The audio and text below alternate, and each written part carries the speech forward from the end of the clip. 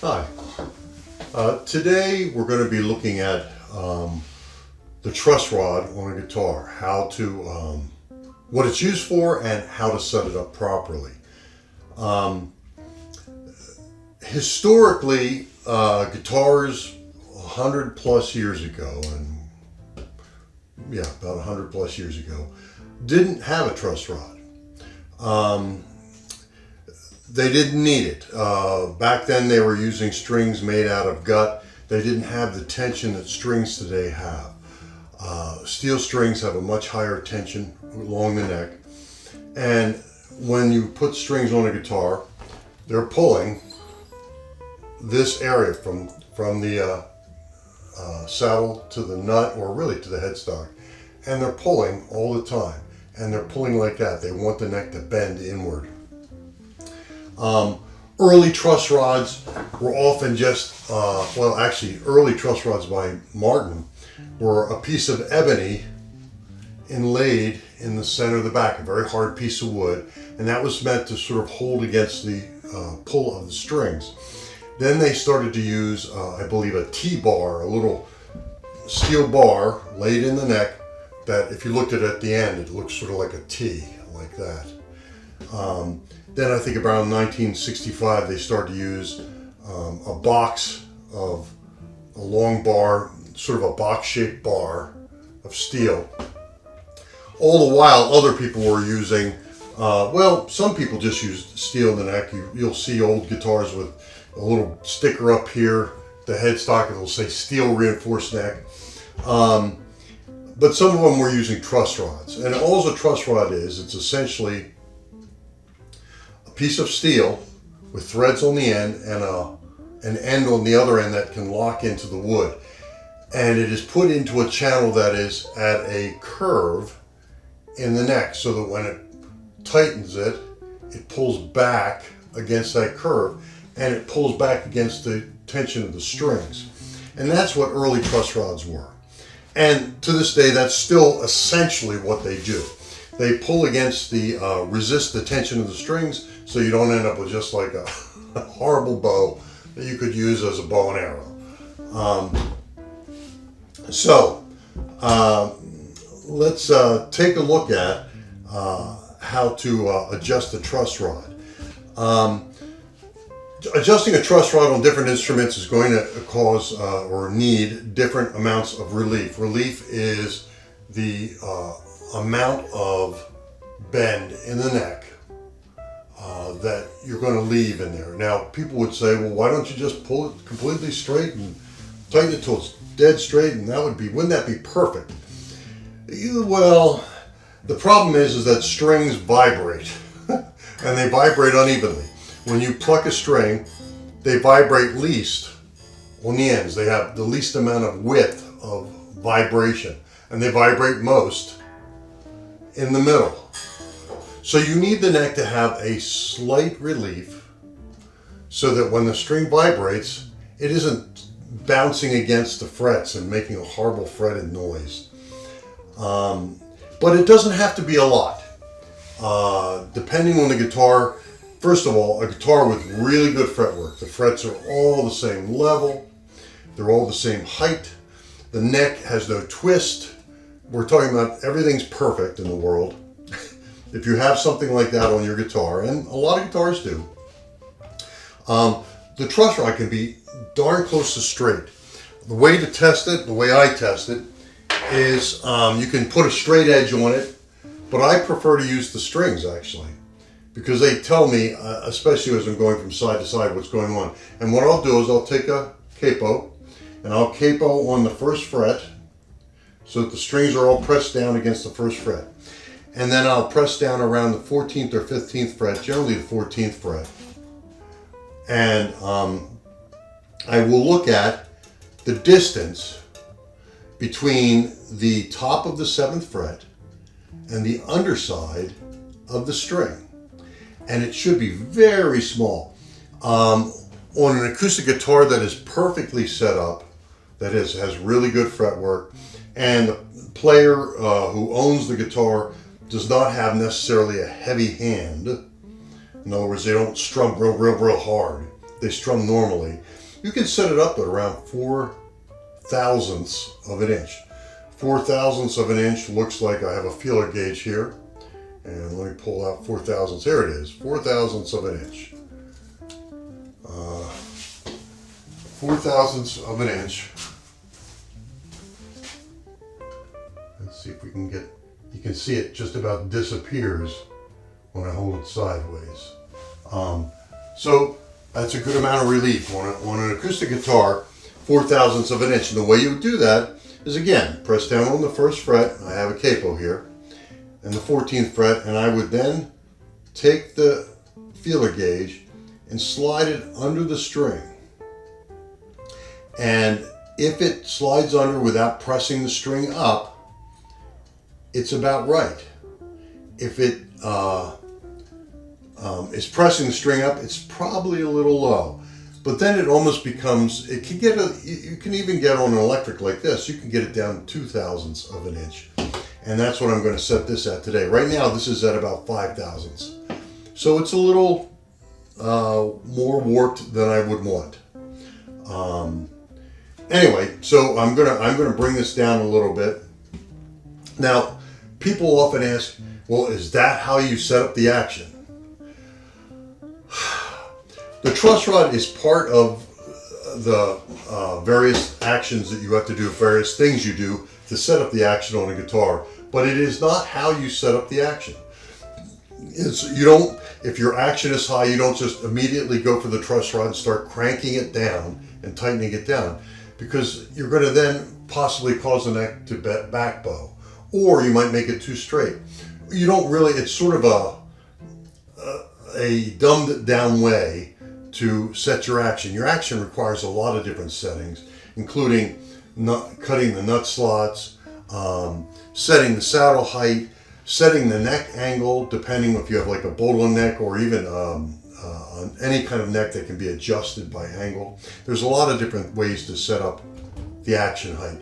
Just tweaking the truss rod, although it may work, it may actually bring down your action a little. You're very likely, unless you're doing very fine measurements like I am, you're very likely going to cause more problems down the road when you try to. You'll be like, why is it buzzing in the middle of the neck, or why is it buzzing up on my higher frets? And it's because you've tugged on the truss rod a little too much. Now, this truss rod uses an end truss rod. It's adjusted by down on this end here. You can see right here. There you go. And this one uses a 4mm Allen wrench. And as you might remember how this goes, clockwise is tighter and counterclockwise is looser. And you want to make it tighter. Now I'm going to start tightening this down a little bit, and I'm going to do it at about 1/8 a turn at a time. And I'm going to keep checking this. So I did about 1/8 of a turn. I'm going to check this out again. Now I didn't have to take this off. Always, by the way, always check your truss rod with the strings up to tension. If you don't have them up to tension, then you're essentially not really adjusting the truss rod properly. Remember, it's used to hold against the tension of the strings. So if they're not up to tension, then you're not doing it properly. So now I'm going to do this, take a look and see. So it's still moving under there very easily. I'm going to tighten it about another 1/8 of a turn.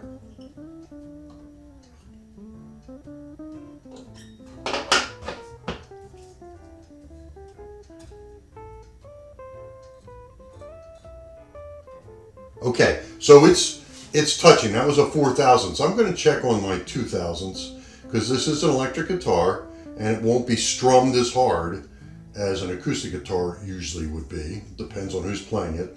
One of the reasons why when I do this sort of work for somebody, I like to see them play first to see how I can best set it up for them, for their hands. So here we go. Let's try this.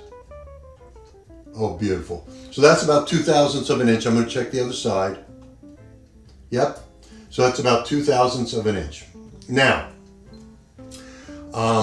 somebody mentioned the other day online, they said, you know, oh gosh, my truss rod nut, the nut that I tighten or loosen the truss rod with, it's jammed.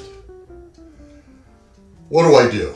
Well, up until about, oh gosh, 15, 20 years ago, truss rods, most truss rods, and still to this day some are, one-way truss rods. What that means is that when the truss rod is tightened, it pulls back against the string's tension. And that's all it does. It's a one-way. You tighten it, it pulls back. Nowadays there are two-way truss rods. They actually have two rods in there that work against each other. And when you tighten it, just like you normally would, righty-tighty, lefty-loosey, when you tighten it, it does pull the strings backward, and it pulls against the tension of the strings.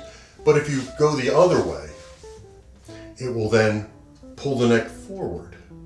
That's really good for some guitars that somebody's kept the truss rod too tight for too long, the wood is dried, now you've got a back bow on the neck. Those are a pain in the butt to fix unless you either remove the fingerboard or you put it under clamps and you heat it. There's a lot of things you can do to try to get rid of that, but the two-way truss rod is the answer, really. It's great. But the problem with two-way truss rods is that the nut is hard to get off. If you have a one-way truss rod and it is stuck, you know, you're trying to tighten it, it won't tighten, you're trying to loosen it, it won't loosen, here is what you do. Or if you just have one that just won't tighten, here's what you do. Never force a truss rod. Believe it or not, you've got a lot of strength, most people do. You get that wrench in there and you start really tweaking it down, and you can actually strip or tear the bolt off the end of the truss rod. That can happen. But you have to really, I mean, it's not easy, but you can do it. You can do it. I've seen it happen plenty of times. So this is what you would do. The first thing I would do is I would release the tension of the strings, because I want to take all tension off that truss rod. I don't want anything keeping it from holding it in place. So I'm going to just quickly loosen each string.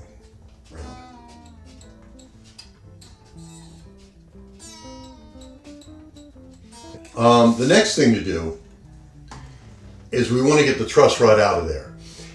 After you've loosened the strings, it's likely that you're going to be able to loosen it. Again, lefty-loosey or counterclockwise loosing. You should be able to get in there and start loosening it.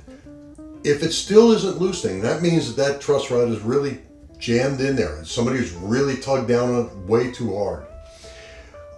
And very likely, the nut on the end of the truss rod that's attached to the little bolt at the end of the truss rod, it's somehow sort of probably corroded or oxidized in such way that it's sort of stuck on there. We can still release even more tension on this neck, and the way you can do that is you put something in the middle. You might use your knee. In this case, I'm just using a neck support, and I'm going to press down on both the upper frets and lower frets. I'm trying to get a little bit of a back bow in there. Why would I do that? Because the truss rod, if it's too tight, it's pulling a back bow, and I want to get that slot inside the neck to get it released from the truss rod a little so that the bolt doesn't have any tension on it. So I would take my elbow on the top strings, my fingertips on the bottom strings. You can see this is somewhere around the middle here. There we go. So I'm pressing down on both ends, essentially pressing the neck like this. I'm not putting all my weight on it. I'm 200 pounds. I wouldn't want to do that to the guitar. But I'm putting enough there that I'm trying to release this truss rod. And so I would go down here. I'd put this wrench in the nut, and I would press down both on the top and down here. Again, I'm trying to get a little bit of a back bow in the neck, and I would push, and sure enough, that takes all the tension off the truss rod. And you might find, most of the time, you'll find that that's going to allow you to just loosen it up, and it'll be fine. Now, again, let's say you're one of those people, you're like, oh, the truss rod, it's locked up on me and I can't get any tighter, but I need to get more relief on the neck. I need to be able to, or I need to get more straightness on the neck. So what do? Well, you just, if it's a one-way truss rod, this won't work with a two-way. If it's a one-way truss rod, you're going to be able to just keep unscrewing this until the whole thing comes right off. If it's a two-way, what's going to happen is you'll get to a loose spot and it'll stay loose for maybe a turn or so, and then it's going to start tightening again. If it's a two-way, you're not going to get that off very easily. But a one-way, it'll keep coming out. And this is a 1982-ish Ibanez Roadstar 2. This has a one-way truss rod in it. So I'm going to just keep twisting this till it comes out, till it just falls out.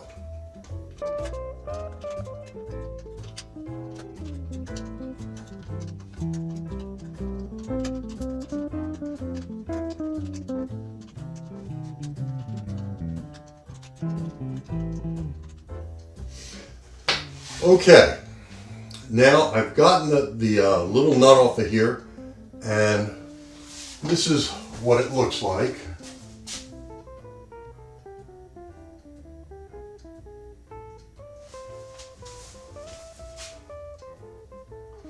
There's the threads, or there's the Allen wrench side, and there's the threads.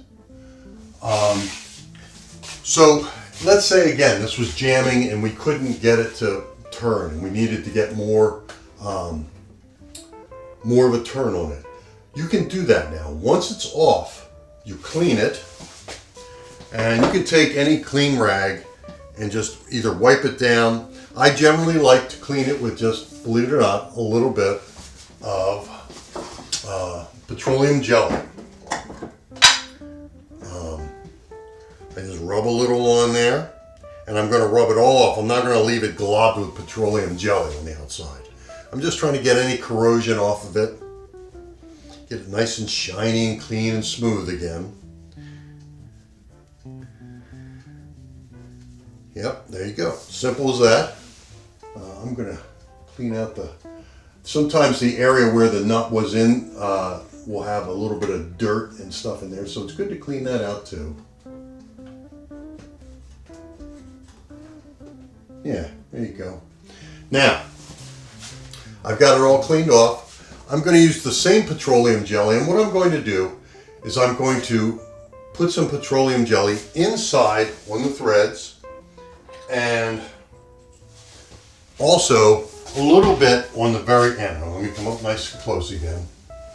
I'm going to put, this is the side I'm going to be using the Allen wrench on. This is the side that goes onto the bolt inside the truss rod. I'm going to take a little bit of petroleum jelly. Got a little nail here. You could use a Q-tip, whatever you want. Just something that can fit in there very easily. And push a little petroleum jelly in on the threads inside here. Whoops. There we go. Push a little petroleum jelly in on those threads. Doesn't have to be a ton, just, some. This nut goes all the way through, so I don't have to worry about it being sort of jammed in there. And then I'm going to also put a little petroleum jelly just on the very end here, so that when it reaches down where it stops against the truss rod, it'll have a little bit of a slick surface that'll help it spin. So that's what we're going to do. So I put some petroleum jelly on it, and we're going to put it back in. And so I got to thread it all the way back up again. So, another quiet moment.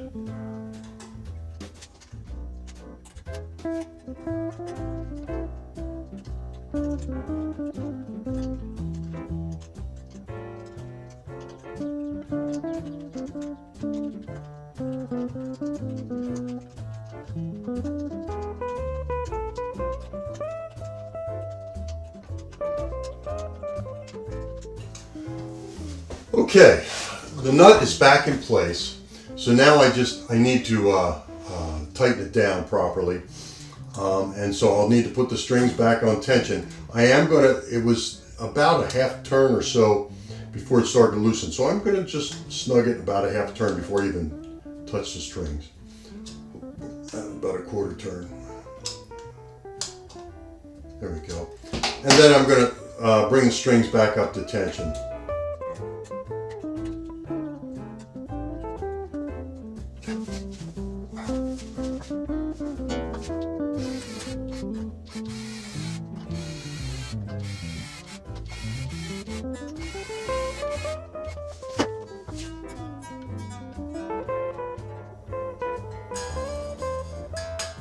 Okay, so the strings are essentially back to tension. We're going to go back and set the truss rod like we did at the very beginning of this video again. And I'm going to set it up for about 2/1000ths of an inch, like I said. So I'll pull out my feeler gauge. You can do this by feel too. I did this for years by feel, but it's nice.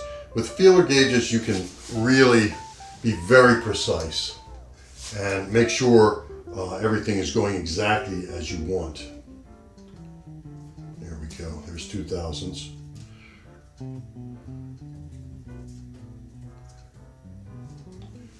Okay.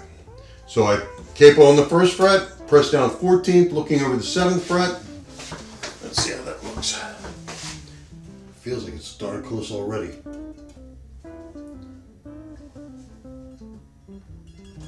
Yeah, it is close already. I might have gotten it on the first try. Let's just see. Hair more. This is why it's nice having the feeler gauges. You can tell exactly what you're doing.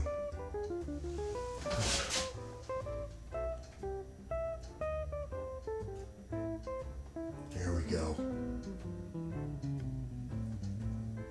There we go. Perfect. So it's at 2/1000ths of an inch. Now, a lot of people won't be able to. You won't be able to just automatically set your electric up for 2/1000ths of an inch relief. You really need to have a fret level and dress, that sort of thing. Have all the frets the exact same height. This guitar actually could use another one done again soon. The action on this guitar is ridiculously low. I think, let's just see.